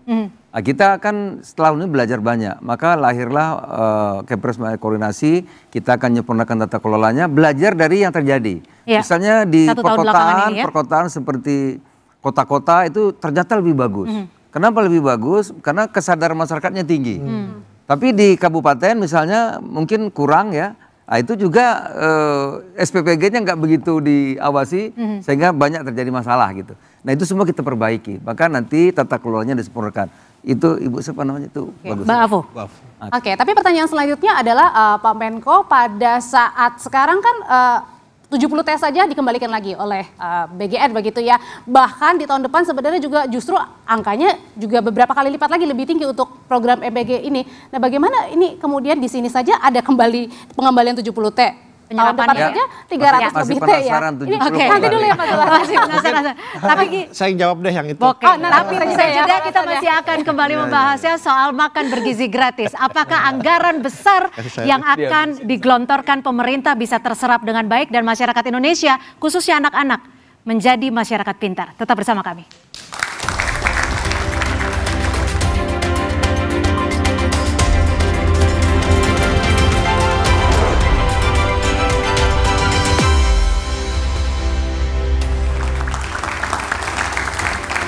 Tahun ini ada 70 triliun rupiah yang dianggarkan untuk makan bergizi gratis. Tahun depan 335 triliun rupiah dengan target 82,9 juta penerima manfaat untuk makan bergizi gratis. Tapi tahun ini tidak terserap, masih penasaran nih. 70 triliun yang tidak terserap yang dikembalikan. Lalu apakah ada jaminan dari pemerintah ketika 335 triliun anggaran yang cukup besar itu bisa diberikan kepada masyarakat atau penerima manfaat tanpa ada keracunan? Insya Allah. Dengan perbaikan ya insya Allah. Ya. Mekanisme seperti apa yang dilakukan Pak Menko dan juga jajaran terkait agar segala kendala ini bisa dilakukan atau dihindari Pak Menko? Ya tadi saya sudah mengatakan, kalau sekarang itu semua dikerjakan oleh Badan Gizi, semuanya. Oke, semuanya ya. Anggarannya, pengawasnya, semua. Ya, nanti ini dibagi ya, di dalam tata kelola kita perbaiki. Nanti Badan Gizi penyelenggaraan, ya penyelenggaraan. Pengawasan nanti beda. Pengawasannya itu nanti dari Kementerian Kesehatan karena punya akses sampai ke desa, ada puskesmas sampai ke dusun ada. Sama Menteri Dalam Negeri yang bisa langsung ke gubernur, bupati, wali kota, camat sampai kepala desa. Jadi pengawasannya melekat dekat tempat di tiap desa. Kalau sekarang terjadi di satu kecamatan maka langsung badan pusat. Oh, BGN-nya langsung ya. Habis pusat Pak Dadan terus Pak Presiden gitu ya. Nah, itu. Jadi nanti dibagi. Kemudian tata kelola tadi, tata kelola juga kita perbaiki. Kan ada pelaporan, ada pertanggungjawaban dan seterusnya diperbaiki.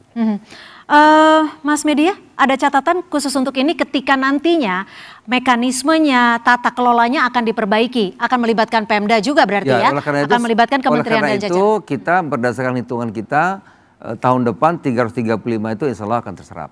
Oke, insya Allah itu adalah cita-cita kita bersama Bapak Presiden itu bagaimana ya, kalau suatu daerah itu datang berkunjung, ada banyak yang bertanya, Pak kok kami sekolahnya belum dapat seperti sekolah sebelah gitu. Itu kan Bapak Presiden ini orangnya kalau dengar anak-anak begitu langsung Baik. Kalau bisa secepatnya itu dapat semua. Langsung tersentuh ya Pak Presiden ya. Selios mencatatnya seperti apa? Ya, bisakah terserap anggaran sedemikian besar? Sampaikan kritik-kritik aja. Saya sampaikan solusi karena mumpung ada Pak Menteri. Anggapan bahwa MBG ini mendorong perekonomian lokal, wujudkan itu. Pelaksananya seharusnya bukan dapur-dapur besar yang ratusan juta miliaran rupiah infrastrukturnya. Pelaksananya harusnya komunitas di level terbawah, sekolah, karena merekalah yang paling tahu bagaimana makan anak-anak di sana. Ada satu contoh di Pulau Sumba, di Waingapu. Itu makanan untuk MBG itu dari luar pulau. Jadi kalau memang ini ingin menghasilkan nilai tambah, libatkan entitas lokal. Libatkan orang tua, sekolah, dan komunitas lokal. Bukan dapur-dapur besar, itu yang pertama. Yang kedua saya kira, ini anggaran besar sekali, 335 triliun. Dan kalau uangnya tidak berputar di bawah, ekonomi nggak akan tumbuh. Saya bisa bayangkan mungkin Pak Rosan, kalau seandainya itu diberikan ke Pak Rosan untuk investasi, satu provinsi dapat 2-3 triliun untuk bangun industri, menciptakan lapangan kerja, orang bekerja, ngasih makan anaknya dengan bergizi. Yang kedua, satu lagi yang sangat signifikan, saya ingin menitipkan pesan saja Pak Zulhas, Pak Rosan, dengan segala kerendahan hati. 335 triliun sekarang, dan 245 triliun itu dari pendidikan. Pendidikan. Pasti ada trade-off. Jadi maksudnya dialihkan begitu, realokasi. Anggarannya dari pendidikan. Jadi MBG itu diambilkan dari anggaran pendidikan. Nah kalau kita keluarkan MBG ini dari anggaran pendidikan kita itu sebetulnya turun 20%. Jadi jangan sampai ketika kita mendorong MBG ini, yang juga lagi-lagi banyak yang bermasalah, kita melupakan esensi dasar dari pendidikan. Sama satu lagi, MBG saya hitung pakai data Susenas adalah program paling inclusion error paling tinggi. Artinya adalah penikmat MBG banyak juga dari kalangan desil 5 ke atas, dari kalangan menengah ke atas. Ini bermasalah. Karena yang harus menerima MBG ini adalah dari desil bawah, masyarakat yang tidak punya nutrisi, dan itu ada di daerah 3 tahun. Gimana Pak Menko menjawabnya? Catatan dari Selios cukup banyak. Pak Menko mungkin ingin menjawabnya, silakan. Boleh. Nanti bisa dilanjutkan Pak Rosan. Tadi ya, kita melihat pengalaman 28 tahun. Saya ambil contoh, karena saya ini pelaku ya, 84 tuh saya sudah berdagang dengan Tiongkok, dengan Korea Selatan. Kita disebut macan Asia waktu itu. Kita nggak kalah dengan Tiongkok ya gitu ya. Tapi lama-lama kan kita ini ketinggalan. Walaupun kita juga maju, tapi orang majunya lebih cepat. Nah salah satu faktornya itu, dulu kalau kita ketemu orang Tiongkok, orang Korea Selatan sama kita. Jadi kalahnya juga berani. Oh sekarang dia sudah tinggi-tinggi ya. IQ mereka mungkin 120 rata-rata ke atas gitu. Nah kenapa? Sebab ya gizi tadi itu. Oleh karena itu ini menjadi problem sangat mendasar, dan makanan bergizi itu hak warga negara. Oleh karena itu diputuskan ini harus kita lakukan dulu. Oke, mungkin Pak Rosan ingin menambahkan, kalau tadi Selios masukannya cukup menarik. Ketika investasi diberikan ke daerah, nanti otomatis orang tuanya juga akan memberikan makan bergizi gratis kepada anak-anaknya. Silakan. Jadi karena kami ini kan suka pertemuan besar dengan masyarakat gitu ya. Saya pernah satu pertemuan dengan 2.000 di satu desa di tempat saya itu. Kalau masyarakat 2.000 yang ada di desa itu, kita tanya mereka, Pak, Bapak anak ada 3 atau ada 4, coba hitung berapa keperluan kamu 1 tahun agar anakmu bisa sekolah, agar anakmu bisa hidup yang layak, makan yang sempurna, yang bagus. Itu nggak bisa ngitung. Dia nggak bisa menghitung. Dia hanya bisa, ini kerjaanmu upahnya sekian. Kenapa? Karena rata-rata memang itu tadi. IQ-nya itu mungkin 70 dan 80 ya. Dia hanya bisa dikasih pekerjaan ini, hakmu ini, seperti itu. Nah kita ingin punya masyarakat yang yang gizinya cukup, badannya sehat, cerdas, sehingga bisa kreatif, bisa produktif, baru kita bisa maju. Tapi kan sempat ada catatan dari masyarakat juga nih Pak Menko, bahwa ketika makanan bergizi gratis diberikan kepada anak-anak makan siang, makan malamnya belum tentu bergizi gitu. Paling tidak kan sudah ada. Ini kan pilihannya nggak ada sama sekali atau mesti ada kan? Oke. Ya, kita belum bisa 3 kali, 1 kali, alhamdulillah. Oke, tadi yang paling tidak ada ya. Sorotan di MBG adalah soal juga anggaran, Pak Rosan. Kalau di tahun ini kan sudah dianggarkan 71 T. 70 ini dikembalikan, artinya 1 T yang terserap begitu ya di MBG-nya. Tapi tahun depan kan 3 kali lipat, 4 kali lipat bahkan, 335 triliun rupiah. Gimana caranya, pertanyaannya 70 T aja tahun ini dikembalikan, tapi tahun depan besar sekali, 335 triliun rupiah. Oke, saya menambahkan dulu. Saya soalnya senang juga dengar diskusinya dari mass media ini menunjukkan bahwa memang program ini semangatnya itu dari seluruh masyarakat untuk program ini berhasil kan berarti sangat-sangat tinggi. Dan itu kita harus apresiasi yang pertama. Iya betul. Yang kedua, ini mungkin saya koreksi sedikit ya, tambahan lah. Dananya 71, betul, 7 triliun, kemudian ditambah jadi 100, ya kan? Tambah 100. Jadi tambah 100 jadi 171, tapi yang dikembalikan 70 triliun. Itu kenapa? 31 yang dipakai. Memang awalnya konsepnya, walaupun sebetulnya MBG ini bukan di saya, tapi kebetulan saya ikut mendengarkan dan ikut memberikan masukan juga. Awalnya 71. MBG ini awalnya tuh semuanya dapurnya lah, kalau saya bilang SPPG, itu mau dibangun oleh Badan Gizi Nasional. Tapi kemudian dalam perjalanannya kita menyampaikan bahwa kalau ini dibangun oleh semuanya oleh BGN, ya kan, oleh Badan Gizi Nasional, keikutsertaan dari dunia usaha itu kan jadi tidak berjalan. Nah, oleh sebab itu dapur-dapur ini banyak justru dibikin oleh dunia usaha, oleh salah satunya oleh banyak oleh UMKM, banyak oleh pengusaha-pengusaha daerah, saya tahu banget gitu. Kenapa? Karena saya dapat laporannya dari Kadin, saya dapat laporan dari teman-teman Apindo. Itu. Jadi budget yang tadi dialokasikan untuk bangun dapur, untuk bangun bangunannya, yang dimana setiap bangunan tuh kurang lebih kosnya sekitar hampir 2-3 miliar tergantung ya. Itu justru dikirakan oleh para dunia usaha di daerah. Makanya akhirnya 70 itu dikembalikan. Iya, karena kenapa? Itu capex yang di awal itu sekarang oleh kita ingin menggerakkan dunia usaha nih di daerah. Jadi terjadilah penurunan budget itu. Nah itu yang pertama, itu yang menerangkan kenapa bukan budget yang tidak terserap, karena justru kita ingin menggerakkan pengusaha-pengusaha di daerah untuk ikut semua di MBG. Yang penting dari BGN itu memberikan guideline, misalnya nanti kalorinya harus segini. Memang betul mesti ada penyempurnaan dari tata kelolanya, kita setuju, ya kan? Karena memang walaupun MBG ini sudah berjalan di 100 negara lebih, ini bukan cuma baru, ini 100 negara lebih. Indonesia ini negara nomor 79 yang menjalankan ini. Karena nomor 1. Ya, nomor 79.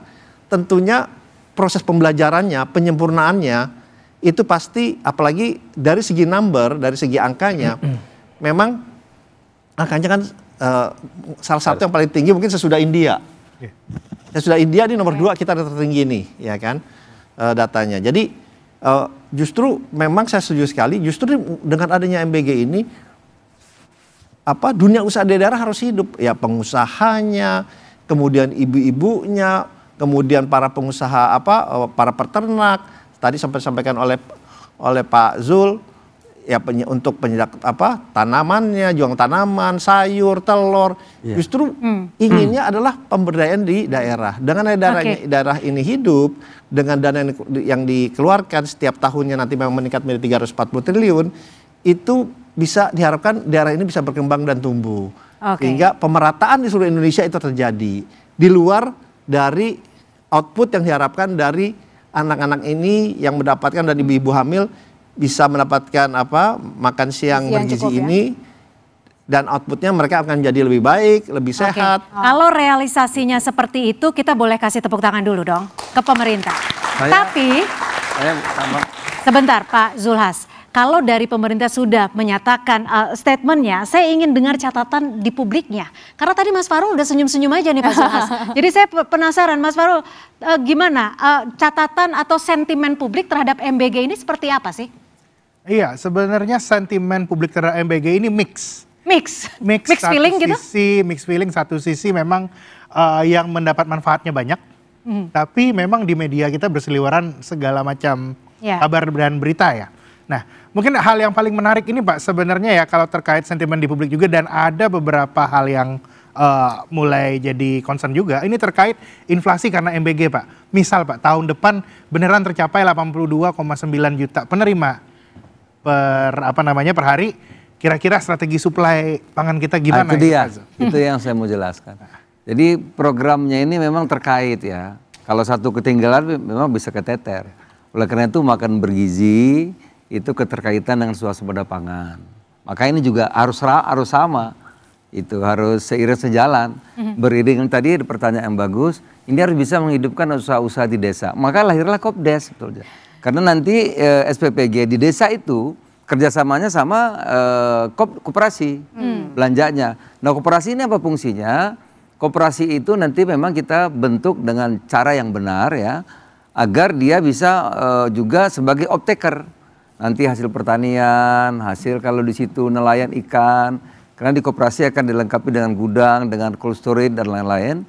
Sehingga nanti koperasi ini bisa jadi optaker, hasil-hasil pertanian, hasil sayur, dan seterusnya. Ini koperasi yang akan suplai ke, selain diperlukan oleh masyarakat, juga suplai kerjasama dengan SPPG atau dapur itu tadi. Jadi ini sebetulnya satu dengan lain tuh terkait itu.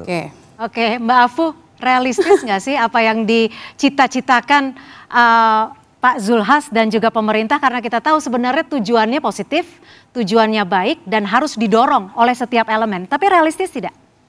Iya.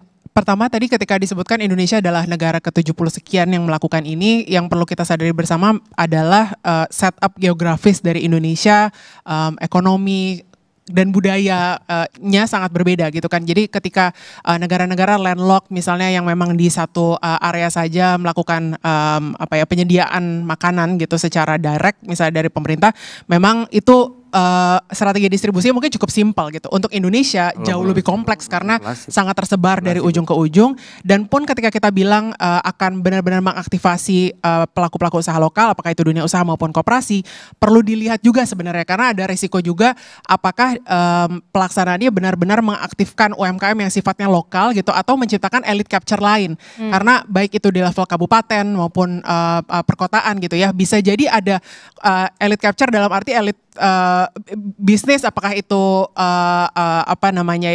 pelaku usahanya ataupun dalam konteks penyediaan koperasinya, apakah dia benar-benar mampu meredistribusi ulang ke berbagai lapisan di masyarakat. Itu satu. Kedua, karena MBG ini memang jadi pertaruhan ekonomi yang sangat besar dalam konteks Indonesia, karena kalau di negara lain mungkin dalam konteks anggaran ya, dia tidak melakukan upaya yang sebegitu besarnya untuk menarik anggaran dari pos lain dengan sangat signifikan.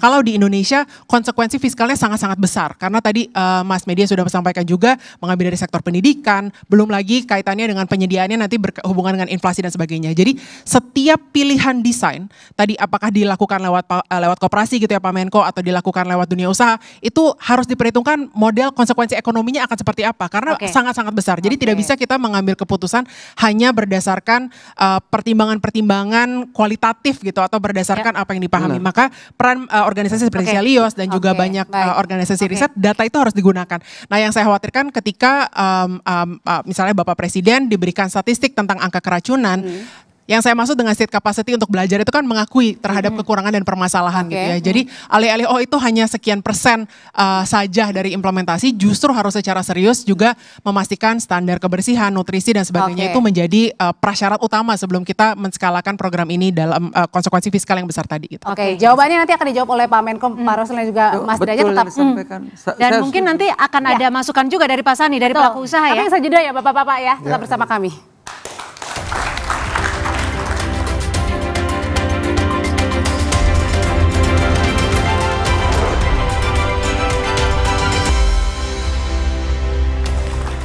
Jadi di 1 tahun pemerintahan Prabowo Gibran, Pak Sani, apa sebenarnya catatan yang kemudian harus perlu diperbaiki ke depan, terutama untuk ekonomi kita?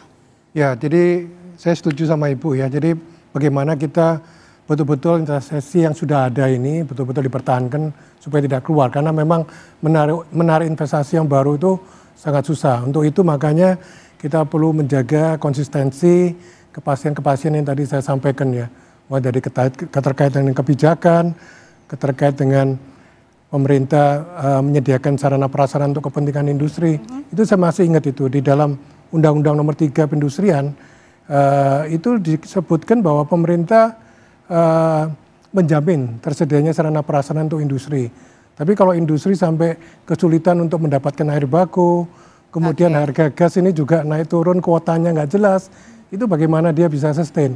Yang terakhir, kepastian di dalam menjaga iklim investasi yang selalu kondusif. Dalam arti, mohon, saya tahu Menteri Investasi roadshow di luar negeri, narik investor masuk ke dalam, mereka ke daerah, mohon maaf, di daerah itu dikerjain lah sama elemen-elemen masyarakat yang intinya ada. adalah jaga iklim investasi dalam negeri ya. Ya, masalah keamanan, masalah-masalah sosial lah. Itu banyak sekali. Mungkin kita yang hidup di kota mungkin kita nggak merasakan, tapi yang di daerah luar biasa. Oke, silakan Mas Derajat. Ya, memang yang dilakukan sekarang ini adalah merombak berbagai banyak hal ya. Mungkin contoh konkretnya yang disampaikan oleh Pak Menko. Harga beras, harga gabah dulu itu kalau panen anjlok, petani sengsara, nggak mau lagi untuk nanam. Pak Menko disetujui Bapak Presiden langsung 6.600 ya Pak Menko, langsung ditanam. Otomatis dengan disubsidi semacam itu tata niaga tentu akan harus menyesuaikan diri. Nah, tadi kalau nggak salah Mas Media mengatakan harga naik segala macam. Yaitu bagian dari penyesuaian tadi, proses penyesuaian. Tentu memang ada beberapa. Jadi intinya saya ibaratkan seperti Presiden ini sedang merombak jalan yang rusak. Dirombak, dibongkar, ya selama pembongkaran itu tentu ada ekses-ekses sedikit. Tapi kasih waktu 1 tahun lagi. Kasih waktu 1 tahun lagi, insya Allah nanti hasilnya akan mulai terlihat. Baik. Insya Allah. Bagaimana catatan dari Pak Farul sendiri? Iya, kalau catatan dari saya ya, terkait dengan program hasil terbaik cepat dan dampaknya ke ekonomi, sebenarnya itu bagus, tapi di satu sisi kita harus balik lagi ya ke cara pikirnya Pak Prabowo. Pak Prabowo itu punya cara pikir OODA, Observe, Orient, Decide, dan Act. Dan kita sudah punya data, segala macam dari Celios dan lain-lain sudah melakukan kajian ya. Dan dari data ini, saya berharap ya di tahun kedua kita bisa melakukan Observe, Orient, Decide, Act, sehingga program hasil terbaik cepat dan hal-hal yang dilakukan oleh pemerintah dampak ekonominya bisa terasa. Mudah-mudahan di 2026 pertumbuhan ekonomi kita bisa sampai 5,5%. Amin. Mbak Mega. Singkat tapi banyak ke Pak Rosan. Pak, pertama jadi masalah utama ya untuk perlindungan manufaktur existing, saya mengejar itu Pak. Tolong, ketika mencari industri yang baru, industri yang lama jangan dibiarkan mati. Yang kedua adalah BKPM dan Danantara harus gencar tarik realokasi industri yang menghindari tarif tinggi. Itu untuk Pak Rosan. Untuk Pak Zulhas, Pak, yang ingin kami masyarakat nikmati ketika ekonomi 5,12% adalah harga beras terjangkau dan barangnya tidak langka. Karena Pak, kami jumlah kelas menengah kita juga turun. Ketika jumlah kelas menengah turun, sektor informalnya naik. Ketika sektor informal naik, artinya perlindungan itu tidak ada untuk pekerja. Ketika itu terjadi sebuah kecelakaan, multiplier efeknya bisa ke keluarganya dan itu ekonominya berbiaya mahal ya Pak. Terima kasih Pak Zulhas. Catatan singkat dari Celios, silakan. Ya, kita semua harus menghormati pemimpin dan itu benar. Tapi bukan berarti membiarkan. Dan saya kira publik hari ini tidak membiarkan presiden, kabinet berjalan begitu saja tanpa diawasi. Jadi 1 tahun berjalan ada banyak sekali catatan kritis dan jangan tunjuk muka rakyat. Tunjuk muka sendiri, lihat kembali ke belakang layar apa yang saat ini menjadi masalah. Karena kritik dari rakyat, kritik dari publik itu adalah bentuk tanda cinta. Rakyat 280-an juta masyarakat Indonesia layak dipimpin oleh menteri yang benar. Termasuk juga kepala BGN yang benar. Kalau tidak bisa memberikan layanan publik yang benar, mundur dan gantikan dengan orang yang benar. Saya kira pesannya sederhana dan itu yang diinginkan dan ditunggu oleh publik terhadap Pak Presiden Pak Prabowo Subianto hari ini. Oke, itu catatan dari Celios. Mbak Afo, apa catatannya Mbak, wakil masyarakat juga? Saya mungkin ingin bahas reformasi struktural terhadap ekonomi gitu ya. Yang pertama sebenarnya yang sudah dimulai oleh Pak Jokowi adalah yang sifatnya fundamental seperti infrastruktur, human capital, dan juga capital inflow gitu ya. Tapi second generation reform yang dibutuhkan hari ini tuh saya akan ringkas sebagai kompetisi.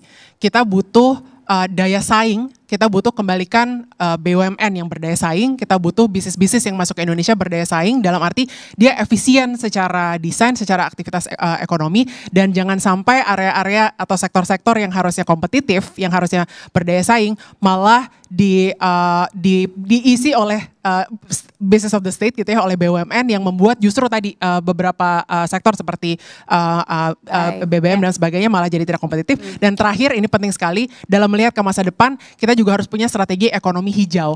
Jadi dalam konteks progresif kita pastikan struktur ekonomi juga redistributif dan regeneratif dalam desain-desainnya gitu. Jadi tidak hanya mengeksploitasi secara terus-menerus, tapi juga memikirkan masa depan Indonesia. Terima kasih. Terima kasih. Silakan Pak Rosan, seperti apa sikap pemerintah? Wah, ini ada dua, kalau saya jawab cukup panjang. Singkat saja, Pak Rosan, waktunya sudah habis soalnya. Terima kasih atas tadi masukannya, inputannya yang sangat-sangat baik. Dan tentunya justru kita selalu juga tidak hanya ingin menarik investasi yang masuk. Justru yang sering saya sampaikan, justru yang sudah berinvestasi dalam negeri ini, baik dalam maupun luar negeri, yang sudah investing millions, billions of US dollar, justru itu harus kita jaga. Kenapa? Karena justru itu adalah kekuatan yang bisa menyampaikan iklim investasi kita di sebenarnya gitu. Tapi itu kita sangat-sangat jaga kok gitu ya. Memang kita akuin pasti ada dinamika. Dalam investasi pasti ada dinamika. Tetapi in the long run, kita lihat dari statistiknya, kita investasi yang masuk ke Indonesia itu rata-rata juga menghasilkan return dari para investor itu juga yang baik gitu ya. Dan yang paling penting yang ingin saya sampaikan adalah dalam orang berinvestasi ke dimanapun termasuk ke Indonesia, yang paling penting itu apa? Peace and stability-nya. Peace and stability. Peace and stability-nya. Pak, saya nambahin Pak, dan jangan hilirisasi Pak. Tentang hilirisasi, jangan hanya fokus ke sumber daya alam saja. Saya minta hilirisasi itu diperluas di tanah. Nanti kita akan ada diskusi sesi lain. Pak Zulhas, silakan tanya Pak. Pak Menko silakan. Oh saya, baik. Ya, karena yang dilakukan ini mendasar ya, setelah 28 tahun kita terbiasa dengan pasar bebas, ini ada perubahan. Tentu Mas Derajat tadi sudah menggambarkan dengan tepat, tidak mudah. Saya ambil contoh ya, makanya doa saya semoga Pak Presiden itu selalu menyala, jangan sampai capek. Gitu. Amin. Saya waktu Menteri Kehutanan memimpin penertiban tambang di Bangka Belitung. Bertahan cuma 1 minggu. Ketuanya daerahnya itu gubernurnya meninggal.